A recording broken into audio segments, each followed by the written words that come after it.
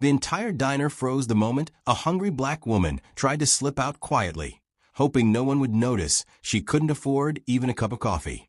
But what happened next, when a single dad stood up and his little daughter whispered those 4 words, "Change your life forever"? "Ma'am, please wait." The words sliced through the soft murmur of the diner like a sharp wind. Plates stopped clinking. Conversations paused mid-sentence. Even the buzzing neon sign outside seemed to flicker at that exact moment. Everyone turned. At the door stood a woman, thin, tired, wrapped in a faded, oversized coat that had clearly seen too many winters. Her shoulders were hunched, her hair pulled into a messy bun as if she'd done it on the bus, and her hands clutched a worn-out bag that looked like it held everything she owned. Her name was Danielle, but no one in the diner knew her. Not one person had spoken to her since she entered nearly an hour earlier. She had taken a seat in the far corner, the type of spot people choose when they want to remain invisible. She didn't order food, only water. Not even tea. She simply sat, hands wrapped around the glass like she was trying to warm them, staring quietly at the table. The waitress had felt a stab of sympathy each time she'd walked past. She had seen that look before, embarrassment mixed with hunger. The kind of hunger that wasn't caused by missing lunch, but by missing days of meals. Still, Danielle didn't bother anyone. She didn't speak. She didn't ask for help. She just stayed small, quiet, fading into the background. Until now. She had stood up slowly, reached for her bag, and tried to slip out as silently as she had come in. Maybe she thought no one noticed she hadn't eaten. Maybe she was ashamed to ask. Maybe she was afraid they'd throw her out if they realized she was just trying to stay warm. But just as her hand touched the door, "Ma'am, please wait." The voice came from a booth near the center, steady, firm, but gentle. A man stood up. A tall man with tired eyes, broad shoulders, and a face that showed both responsibility and softness. A man who looked like he'd spent many nights caring for someone else before himself. His name was Marcus, a single father who worked double shifts and still made time to bring his 8-year-old daughter, Ava, for dinner every Friday. Danielle froze. But the voice wasn't what held her still. It was the little girl sitting beside him. Ava's eyes were wide, big brown circles full of innocence and concern. She wasn't staring the way grown-ups stare, with judgment or suspicion or pity. No, she was staring the way children look at stray kittens in the rain, wanting to help, wanting to reach out, wanting someone bigger to do something. The entire diner watched silently as the little girl leaned toward her father and whispered, loud enough for half the room to hear, "Daddy, she looks hungrier than me." Those words struck Danielle harder than any insult life had thrown at her. Because hunger wasn't just in her stomach, it was in her bones, in her worries, in the way she rationed the last 2 slices of bread she had at home, in the way she had pretended she wasn't hungry when her cousin offered her half a sandwich last night. Danielle slowly turned back toward the father and daughter. Her eyes were glossy, not from tears exactly, but from exhaustion so deep it pooled into her expression. "I'm fine," she tried to say with a trembling smile. "I was just leaving." But even her voice was tired, thin, fragile, like it might break if she spoke one word too many. Marcus stepped out from his booth. "Ma'am, please. Just a moment." His tone wasn't forceful. It wasn't demanding.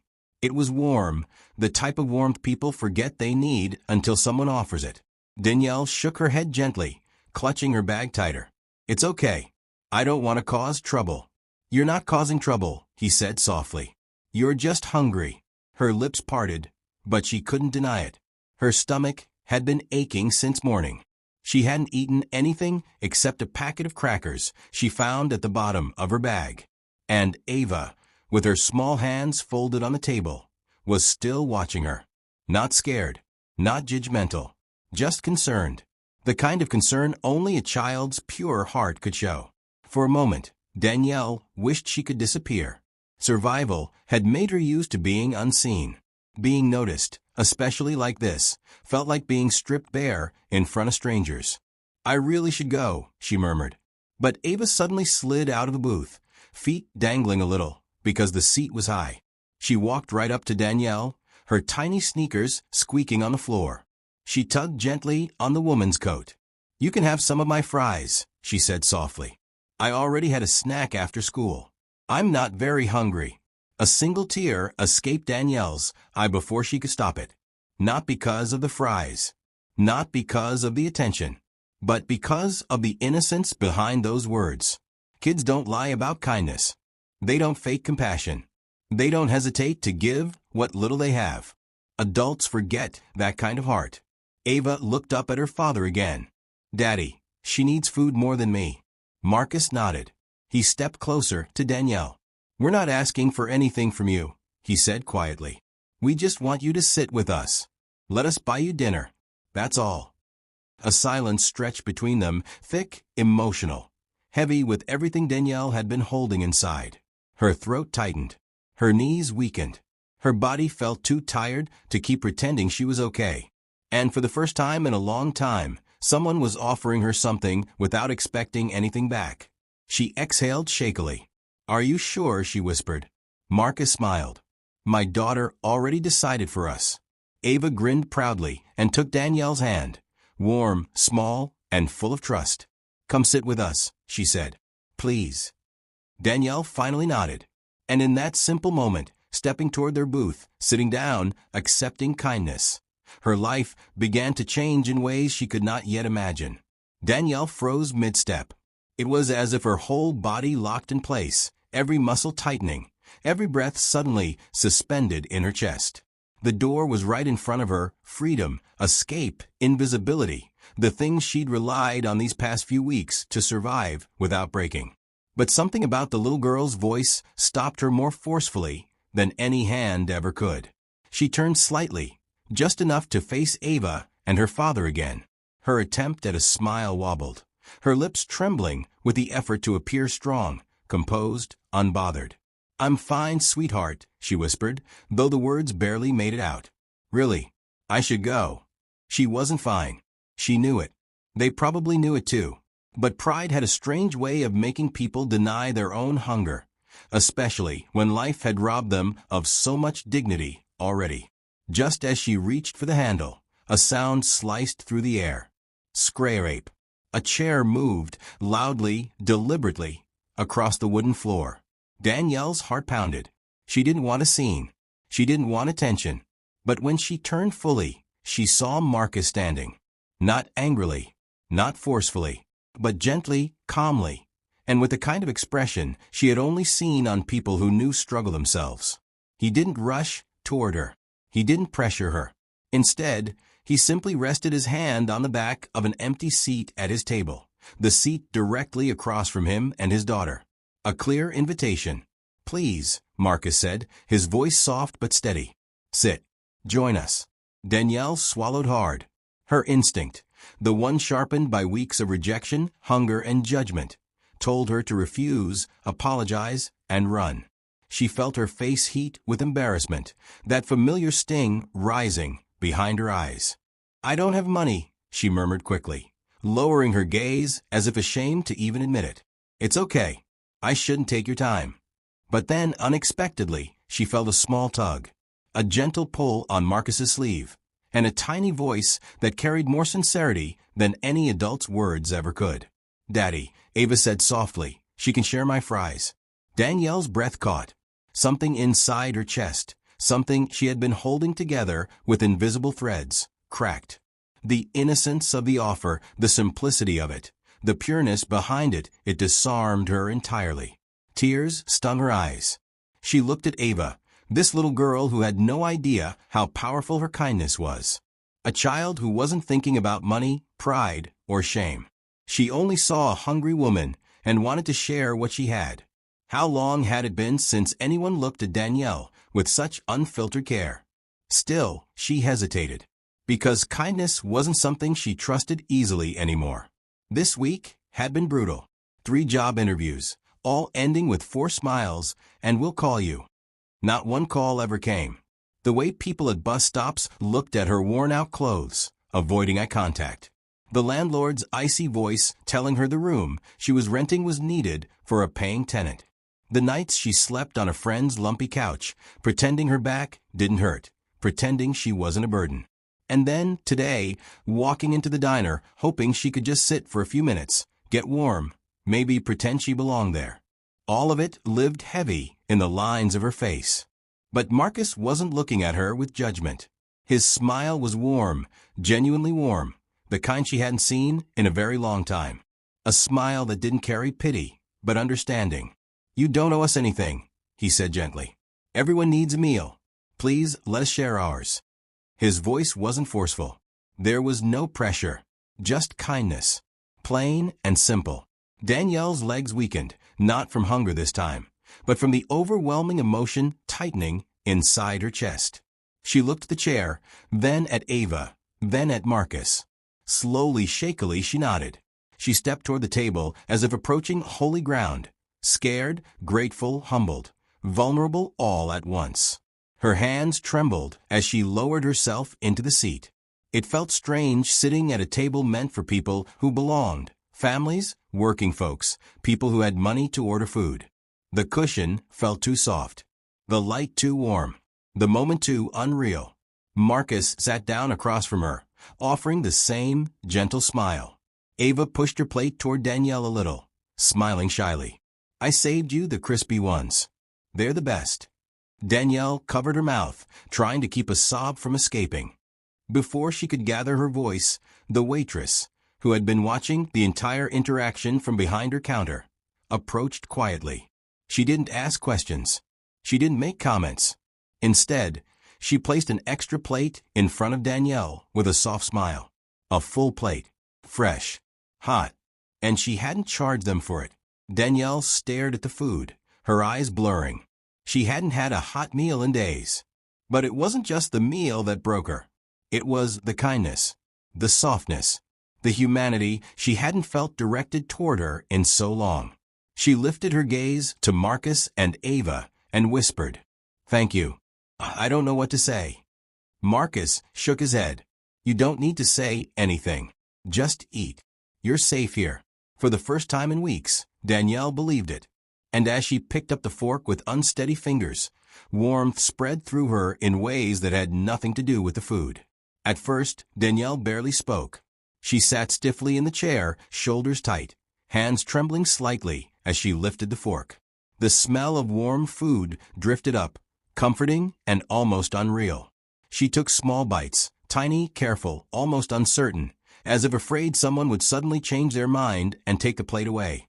She ate slowly, almost nervously, like the meal might disappear if she wasn't delicate enough with it. Marcus noticed. Ava noticed. Even the waitress, stealing glances from behind the counter, noticed. But no one said a word. Ava, with her natural innocence and open heart, kept smiling at Danielle the entire time. She slid napkins toward her, gently nudging them across the table. She pushed more fries in her direction every few minutes, even though Danielle kept whispering, "Sweetheart, you eat yours." "No, it's okay," Ava insisted every time. "You need them more." And every time she said it, Danielle's throat tightened just a little more. Marcus watched the interaction with a soft, thoughtful expression. He sipped his coffee, quietly observing the emotions in Danielle's eyes. Gratitude mixed with embarrassment. Fear mixed with relief. She looked like someone who had forgotten what kindness felt like. After a few minutes, Marcus leaned forward slightly. His voice was calm, gentle, and comforting. "Rough day."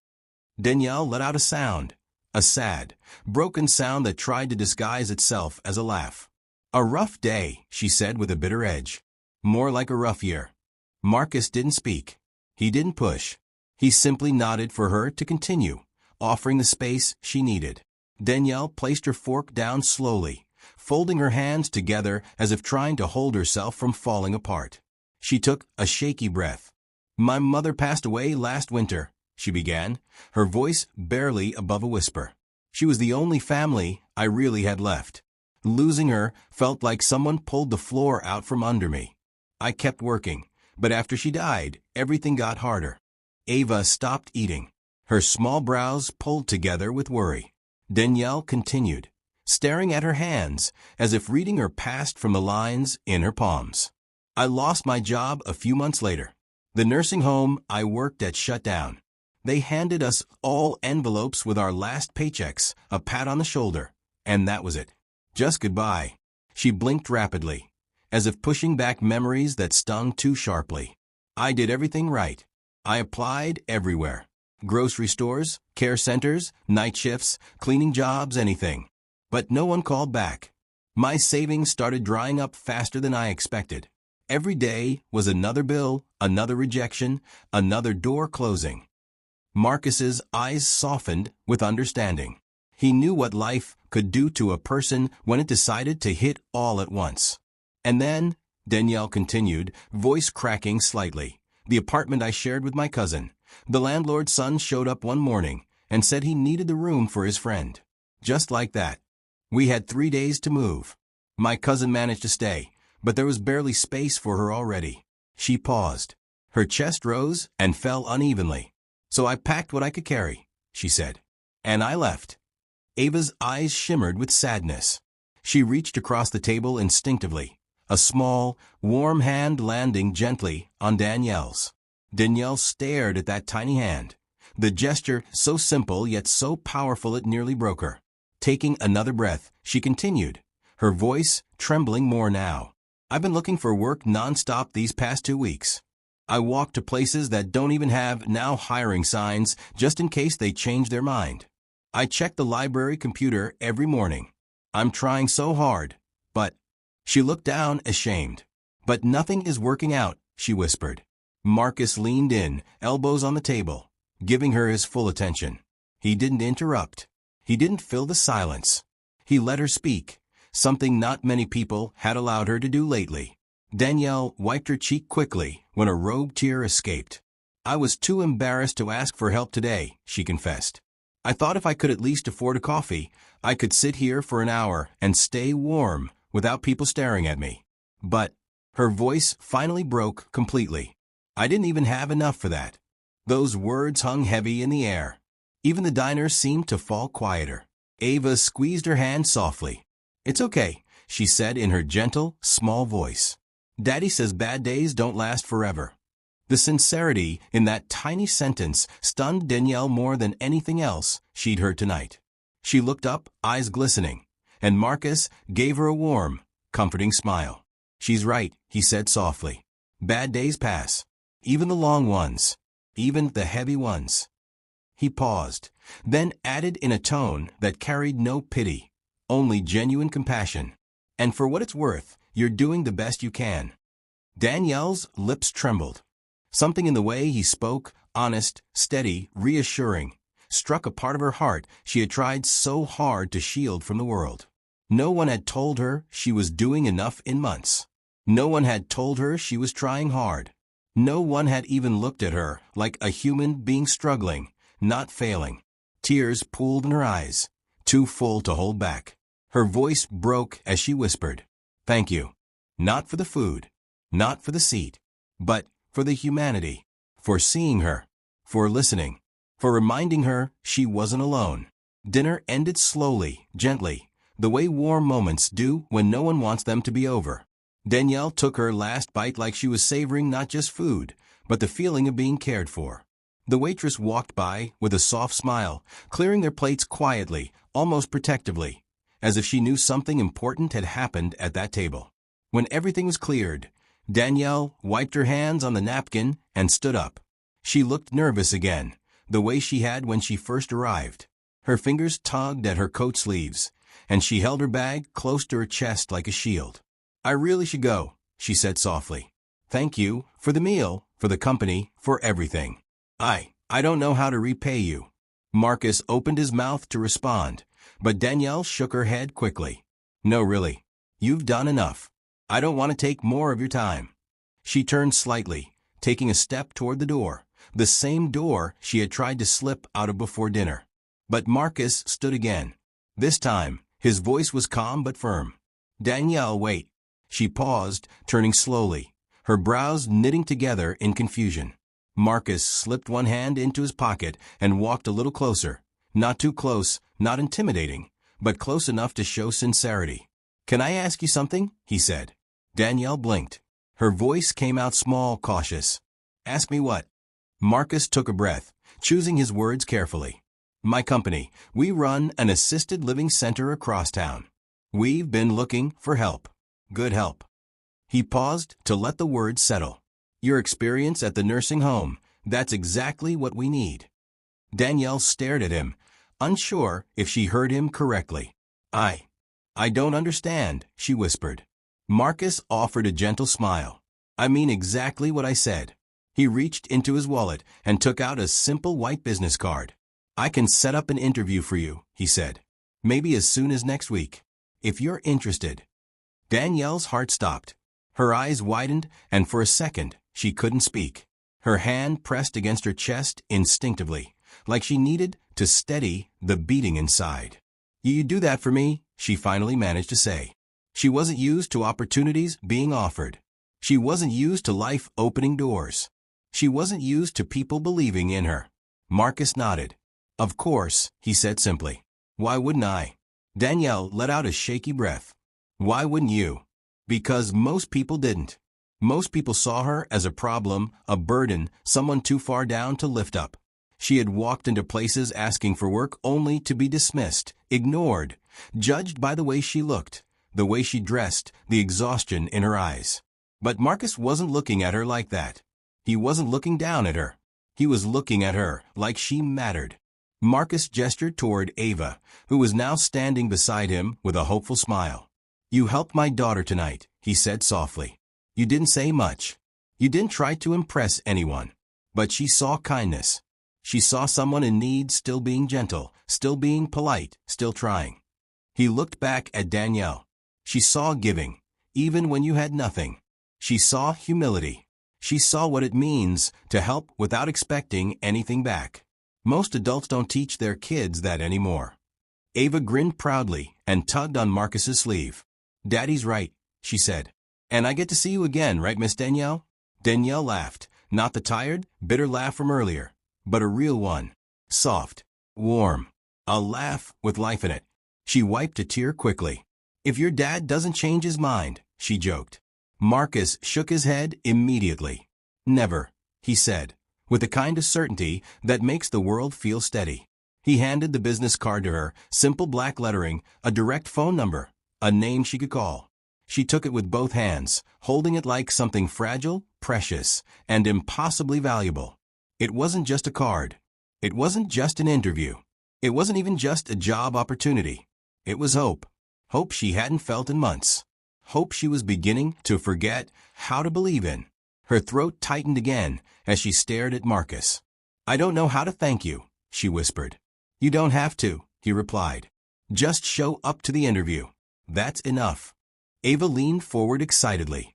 And then you can tell me if old people are silly. Dad says they're all silly in different ways. Danielle chuckled through her tears.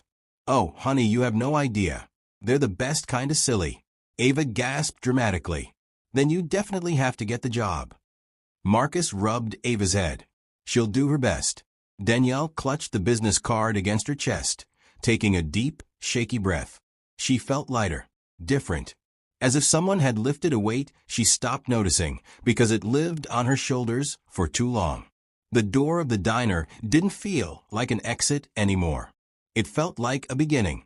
She pulled her coat tighter as she prepared to step outside, but this time the cold didn't scare her. Because, for the first time in months, she had something to walk toward. Not just a warm meal, not just a kind act, but a chance. A real chance. Danielle smiled at them, a genuine, glowing smile that made her eyes shine. Good night, she said softly. And thank you. Truly. Marcus nodded. Ava waved wildly. And as Danielle stepped out into the night, snow gently falling, air crisp, hope flickering inside her, she whispered a quiet promise to herself. I won't waste this. And she didn't. Danielle arrived early. A full 30 minutes before her scheduled interview, she was already sitting in the quiet lobby of the assisted living center, her knees pressed together, her fingers interlocked tightly, her heart pounding so loudly she swore the receptionist could hear it. She had spent the entire morning getting ready. She had washed her hair in a friend's tiny bathroom sink, pressed the cleanest blouse she owned with an old iron that left faint steam marks, and resewn the strap of her purse using 3 mismatched safety pins. It wasn't perfect, but it was the best she had. And for the first time in months, that felt like enough. The automatic doors slid open, and Marcus walked inside with Ava trotting beside him, her backpack bouncing, her ponytail swaying. They looked like a painting of comfort, warmth, and familiarity. When Marcus saw Danielle, his face brightened instantly. "There you are," he said, stepping toward her with that same gentle smile she had seen the night in the diner, the smile that had made her feel human again. "Ready?" Danielle swallowed hard and nodded, though her hands were visibly trembling. "As ready as I'll ever be." The walk down the hallway felt endless. Every step echoed with the weight of her past, the job she lost, the nights she slept on couches, the humiliating moments when she didn't have $1 to buy food, the whispering voices of doubt telling her she wasn't enough. But then she glanced at Ava. The little girl was giving her 2 thumbs up, her face beaming with the innocence of someone who believes anything is possible. And somehow that helped. They reached the office door.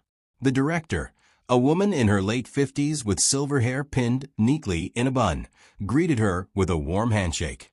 Her name tag read Mrs. Patterson, and her eyes were firm but kind, the kind of eyes that could detect sincerity from a mile away.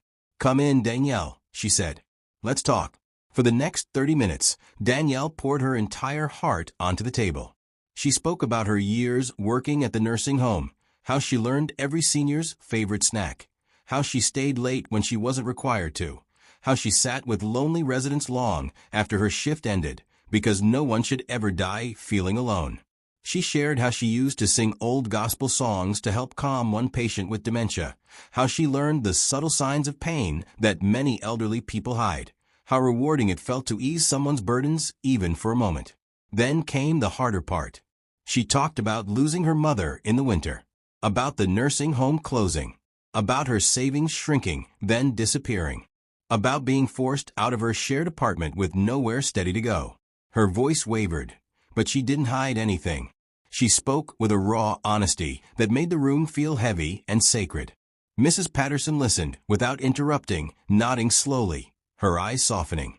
When Danielle finally finished, she sank back into the chair, exhausted, breathless, unsure if she had said too much or not enough. There was a long moment of silence. And then the director closed the folder on her desk and said the words Danielle least expected. "You're exactly the kind of heart we want here." Danielle blinked rapidly. I am." Mrs. Patterson smiled. "Skills can be taught. Compassion can't. We need people like you. So tell me, Danielle, when can you start?" For a moment, Danielle didn't breathe.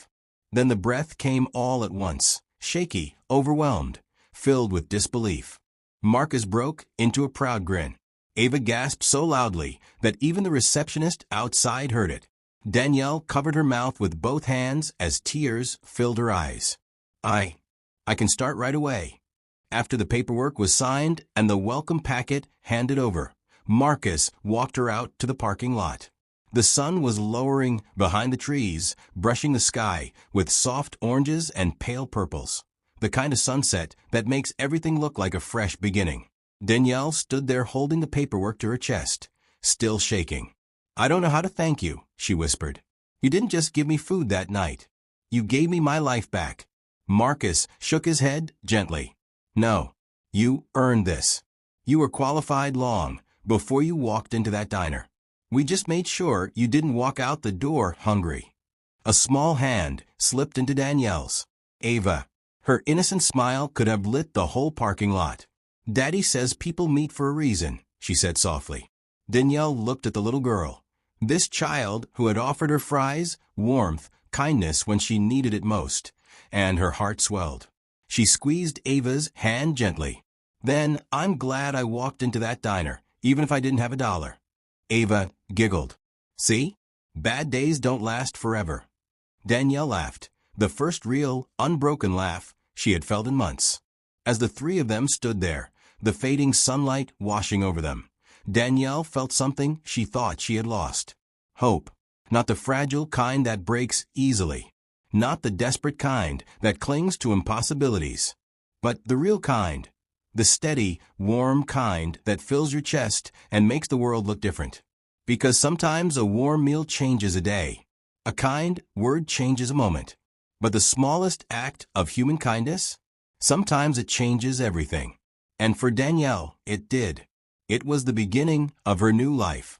In a world where people walk past each other every day, one small act of kindness became the start of a brand new life. Remember, you never know whose story you're stepping into, or how your kindness could change everything. If this touched your heart, like, subscribe, and share so more people remember what compassion looks like.